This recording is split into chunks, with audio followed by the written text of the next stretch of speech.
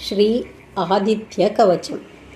अस्य श्री आदित्यकवचस्तोत्रमहामन्त्रस्य अगस्त्यो भगवान् ऋषिः, अनुष्ठुप् छन्दः, आदित्यो देवता, श्रीं बीजं, ह्रीं शक्तिः, सूं कीलकं। मम आदित्यप्रसादसिद्ध्यर्थे जपे विनियोगः। ध्यानम्। जपाकुसुमसङ्काशं द्विभुजं पद्महस्तकं, सिन्धूराम्बरमाल्यं च रक्तगन्धानुलेपनं, माणिक्यरत्नखचितसर्वाभरणभूषितं, सप्ताश्वरथवाहन्तु मेरुं चैव प्रदक्षिणं, देवासुरवरैर्वन्द्यं घृणिभिः परिसेवितं, ध्यायेत् पठेत् सुवर्णाभं सूर्यस्य कवचं मुदा। अथ कवचम्।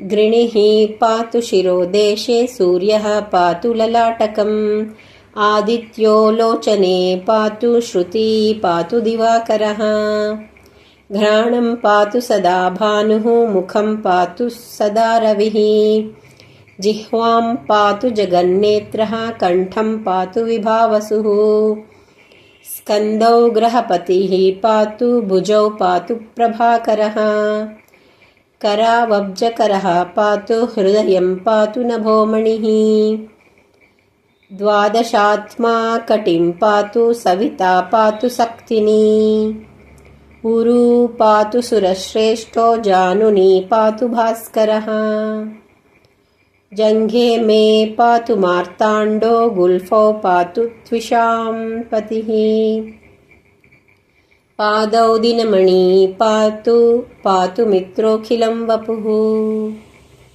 आदित्यकवचं पुण्यमभेद्यं वज्रसन्निभं, सर्वरोगभयादिभ्यो मुच्यते नात्र संशयः,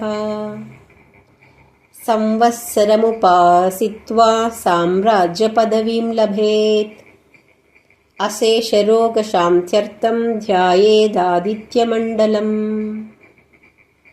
आदित्यमण्डलस्तुतिः।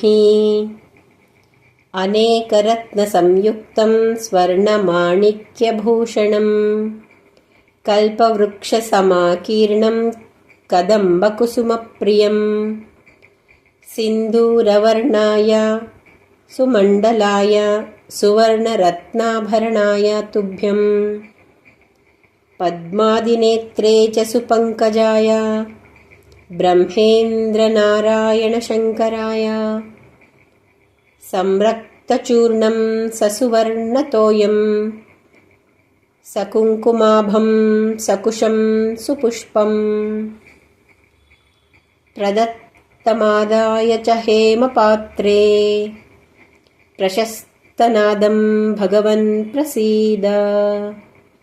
इति श्री आदित्यकवचम्।